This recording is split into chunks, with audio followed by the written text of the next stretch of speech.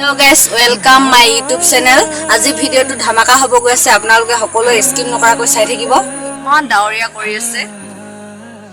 Guys, আপোনালোকে হাঁহ মাংস কিহৰ লগত খাই পাইছে নাই কবচোন। আজি খাওঁ বুলি ভাবিছো মানে বতৰটো ডাৱৰীয়া কৰিছে কাৰণে।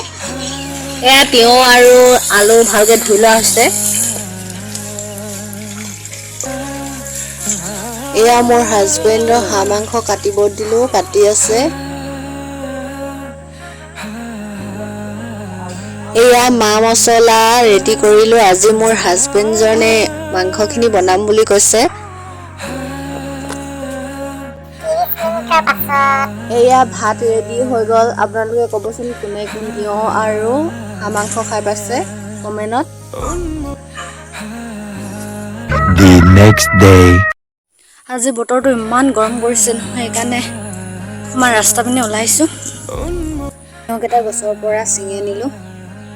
তাৰপিছত ভালকৈ জলকীয়া আৰু নিমখ দি খাওঁ বুলি ভাবিছোঁ। যিহেতু গৰমত তিয়হ খাবলৈ বহুত ভাল লাগে।